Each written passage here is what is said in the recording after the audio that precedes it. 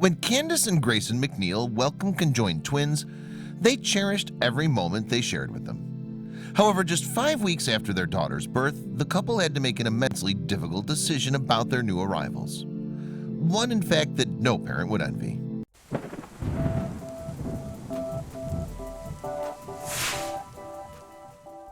Before the twins' arrival, though, the McNeils were already the proud parents of 3 little girls. The family from Asheboro, North Carolina, would become even bigger, of course, when the new babies were born. Their due date was November 15th, 2017.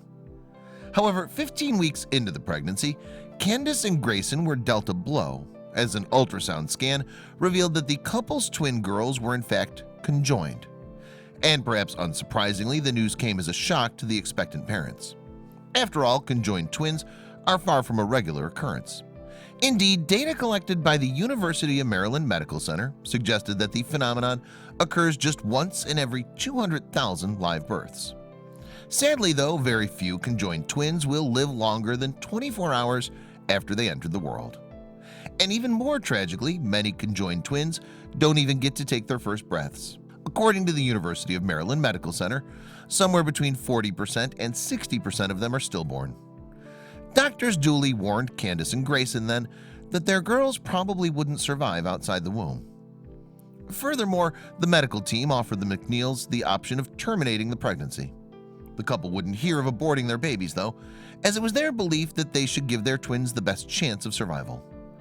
And in November 2017, Grayson would explain why he and his wife had come to that decision. In particular, he told Asheboro, North Carolina newspaper, the Courier-Tribune, termination was not an option for us. We don't believe that's our right. Instead, the couple decided that Candace would carry their babies for as long as she could in order to give them the best chance possible of thriving. That was despite the fact that the girls were joined at the shoulder and shared one body, meaning that surgeons would be unable to separate them.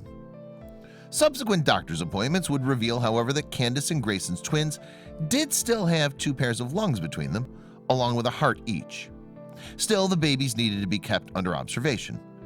And so when a pediatric cardiologist diagnosed the girls with coronary problems, he subsequently referred Candace's care to Cincinnati Children's Hospital. There, Candace could receive the specialized treatment that she and her unborn babies needed, and a medical team duly figured out a schedule for the expectant mother. Then, on September 25, 2017, the mom of 3 moved into a Ronald McDonald House in Cincinnati, enabling her to live more closely to the hospital.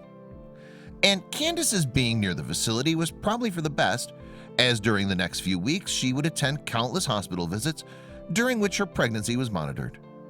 With these, the overall aim was to get her ready for her baby's delivery. That way, if she went into labor early, both she and the hospital staff would know what to do. Candace was able to carry her babies to 37 weeks, though, at which point doctors decided to carry out a cesarean section. Consequently, twins Emily and Sophie arrived on October 26, 2017 at Cincinnati Children's Hospital. And the day after the birth, the McNeils announced their happy news on Grayson's Facebook page.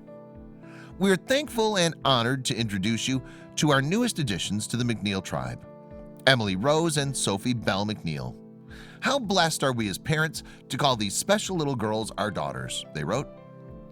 The following weeks were full of ups and downs for the family, however. Emily and Sophie had trouble breathing, and some of their organs were failing to work. So while Candace remained by their sides in Cincinnati, Grayson split his time between the hospital and Asheboro. And even though there were times when it seemed as though the twins' health was improving, that good fortune didn't last. That's because when Emily and Sophie were 5 weeks old, the girls' conditions began to wane. And as a result, their parents were faced with an unimaginable decision. What's more, both of the options available to Candace and Grayson were heartbreaking ones. In short, they could either wait for their daughters' lives to run their courses, letting them die from cardiac arrest, or they could remove them from life support. The couple knew what they considered to be best for Emily and Sophie, though. So the parents chose to take their beloved daughters off life support. To me, it wasn't even a choice, Candace explained to WFMY in December 2017. You did the best for your children because you love them. Grayson added to the North Carolina-based station, "We just decided this is enough. They're not going to make it. We prayed together and made the decision to take the vents out. It was definitely the hardest thing I've ever done. Before Emily and Sophie passed away, though, Candace spent as much time as possible with them, holding them in her arms and allowing them to grab onto her fingers.